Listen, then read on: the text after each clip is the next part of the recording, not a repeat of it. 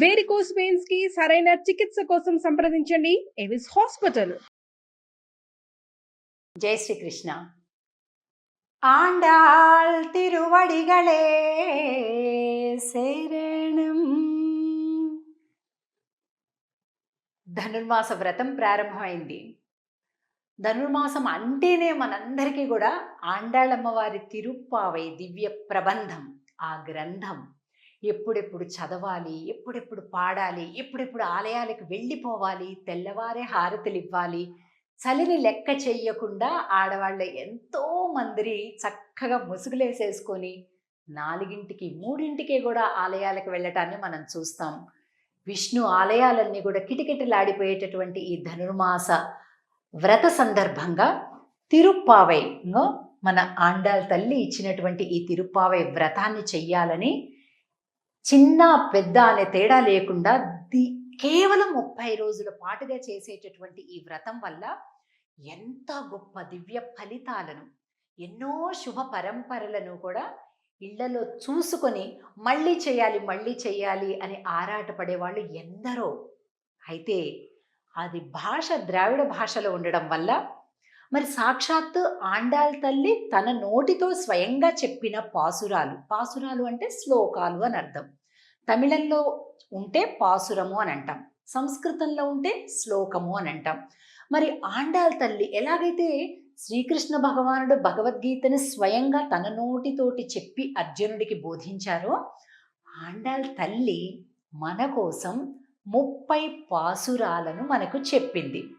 వాటిని ఈ ధనుర్మాస వ్రతంలో ఇంచుమించుగా డిసెంబర్ 16, 17 ఈ 2 రోజుల్లోనే ప్రతి సంవత్సరం ప్రారంభమవుతుంది.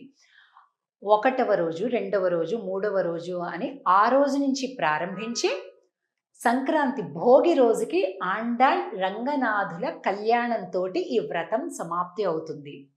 ఎన్ని గొప్ప ఫలితాలని ప్రతి ఒక్కరూ అనుభవిస్తారంటే ఈ వ్రతం చేసిన వాళ్ళు అది స్వయంగా తెలుసుకోవాల్సిందే. చూడండి చక్కగా ఇక్కడ ఆండాళ్ అమ్మవారు, రంగనాథుడు. అసలు ఏంటి ఈ పాసురాల్లో ఉండే అర్థం, అసలు ఈ పాసురాలు చదవటం ఎలాగా అని ఎంతో మంది చాలా శ్రద్ధగా ఎదురు చూస్తుంటారు. అందుకోసం చిన్న పిల్లల నుంచి పెద్దవారి వరకు కూడా దీని అర్థం కూడా సులభంగా తెలిసేలాగా మనం ఇలాగా ఇంత చక్కగా స్క్రీన్లో టెక్స్ట్ పెట్టి, బొమ్మలు పెట్టి తిరుప్పావై పాసుర అర్థాన్ని చాలా సులభంగా అర్థం చేసుకుంటూ, ఎందుకంటే అర్థం తెలియకుండా చదివేదానికంటే అర్థాన్ని అనుభవిస్తూ చదివేటటువంటిది చాలా సంతోషాన్ని, విశేషమైన ఫలితాన్ని ఇస్తుంది. అందుకోసం మన సుమన్ టీవీ వారు ఇలాంటి ఒక ఏర్పాటు చేశారు. చక్కగా ఆండాళ్ యొక్క వాక్కులు, ఆ పాసురాలు, దాని అర్థాలు, అలాగే చిత్రాల రూపంలో వీటన్నింటినీ కలిపి అనుభవిస్తూ చిన్న పిల్లలతోటి కూడా, మన ఇంట్లో ఉండేటటువంటి పిల్లలు ప్రధానంగా ఒక పెద్ద రహస్యం చెప్తాను. తిరుప్పావై వ్రతం ఎవరైతే చేస్తారో మంచి వరుడు దొరకటం, లేదా మంచి వధువు దొరకటం, చక్కటి పెళ్లి సంబంధాలు రావటం, అలాగే ఉన్నటువంటి వారిలో కూడా ఏదైనా ఇబ్బంది ఉంటే అటువంటి కుటుంబ సమస్యలు కూడా తొలగిపోవటం, వీటన్నింటినీ కూడా విశేషమైనటువంటి ఫలితంగా చెప్తారు. నేను నా అనుభవంలో చూసినంత వరకు కూడా ఎవరైతే సంకల్పం తీసుకొని ఈ పాశుర అర్థాలను వినడం, చదవటం చేస్తారో సంవత్సరం గడిచేలోగా పెళ్ళిళ్ళు 100కి 101% అయినటువంటి వృత్తాంతాలు నేను ఎన్నో చూశాను. ఇంకా ఆశ్చర్యం చెప్పమంటారా? తప్పకుండా ఆ వధువు పేరులోనో వరుడు పేరులోనో 80% వరకు కూడా కృష్ణ అనే పేరు ఉంటుంది. ఇది నిజంగా జరుగుతూ ఉన్నటువంటిది. కాబట్టి మంచి జీవిత భాగస్వామి, ఎలాగైతే మా ఆండాళ్ తల్లి ఈ వ్రతాన్ని స్వామి కోసం చేసింది, స్వామిని పొందింది, అలాగే మనం కూడా మంచి జీవిత భాగస్వామిని జీవితంలోకి ఆహ్వానించాలి అంటే మనస్ఫూర్తిగా ఈ వ్రతంలో పాల్గొందాం. ఎలా చేయాలి, ఏం చేయాలి అనేటటువంటి అన్ని వివరాలను ఒక్కొక్కసారిగా అందిస్తాం. తప్పకుండా ఈ వ్రతంలో పాల్గొందాం.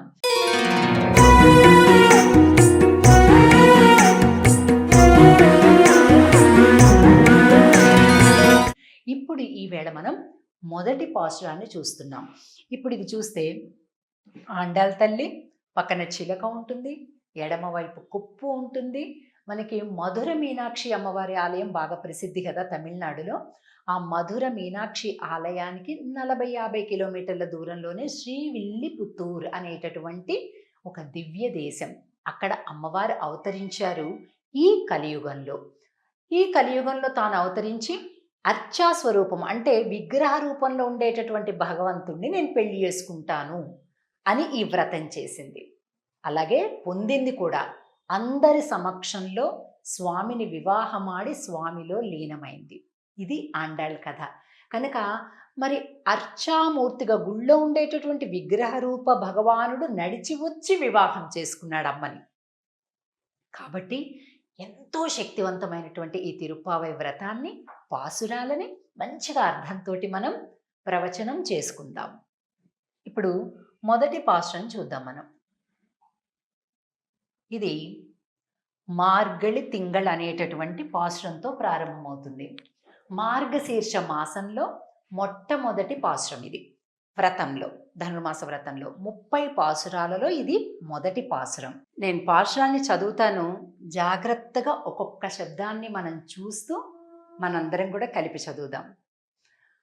మార్గళి తింగళ్ మది நிறைந்த நன்னாளால்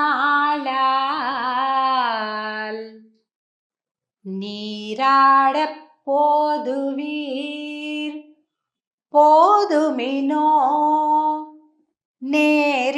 நேரிழையீர் சீர்மல்கும் ஆய்ப்பாடி செல்வச் சிறுமீர்காள்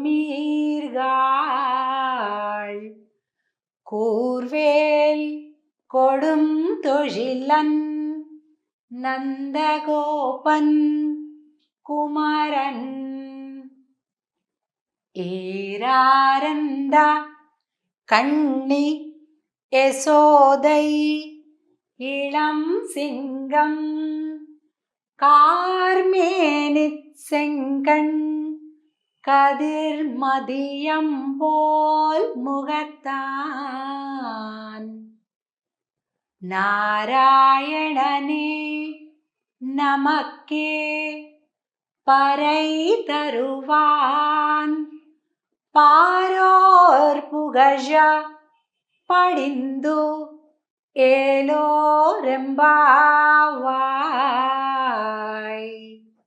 ఇది పాసురం. ఇప్పుడు పాసుర అర్థాన్ని చూద్దాం. మొట్టమొదటి పాసురంలోని మొట్టమొదటి పదం మార్గళి తింగళ్ అంటే మార్గశీర్ష మాసము. మది నిరైంద నన్నాళాల్, ఎంత మంచి రోజులమ్మా, నిండు పున్నమి రోజులు వచ్చేసాయి, వ్రతం ప్రారంభిద్దాము అనే వాక్యంతో మొదలవుతుంది. తిరుప్పావై ప్రారంభించేది ఆండాళ్ లక్ష్మీనారాయణులను ఇరువురిని కూడా ప్రార్థించి మొదలు పెడుతుంది.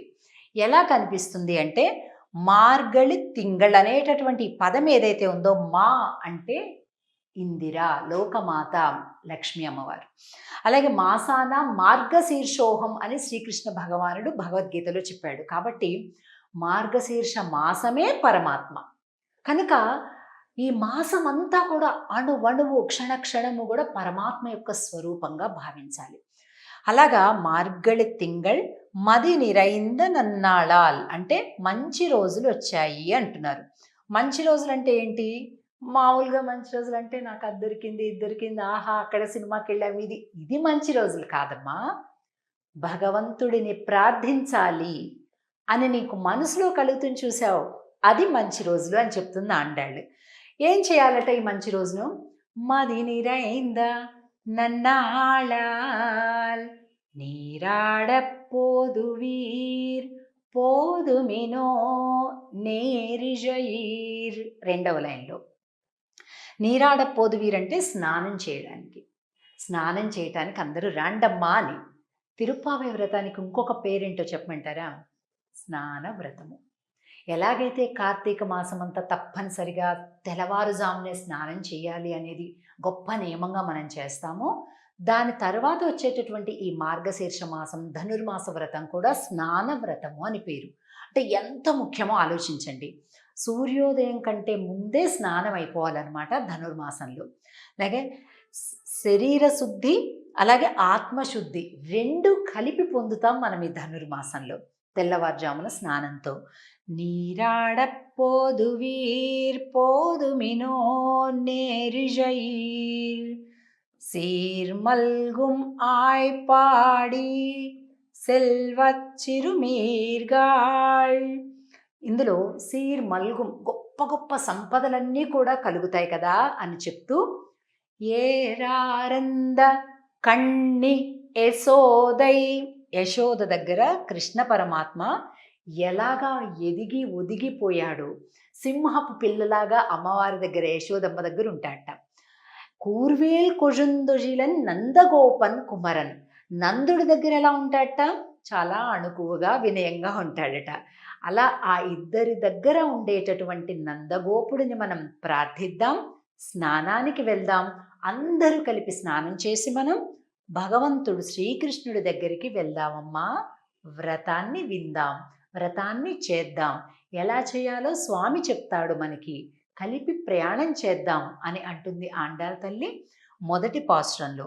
ఇది అవతారిక అంటే ఆండాళ్ తల్లి భక్తులందరూ కూడా తెల్లవారుజామునే ఆలయానికి వెళ్ళడం, ప్రార్థించటం కనిపిస్తుంది మనకి మొదటి పాసురంలో. పాసురాన్ని మొదల అలాగే చివర రెండు కూడా మనం ఈ వాక్యాన్ని చెప్పాలి. ఆండాళ్ తిరువడిగళే శరణం. జై శ్రీకృష్ణ.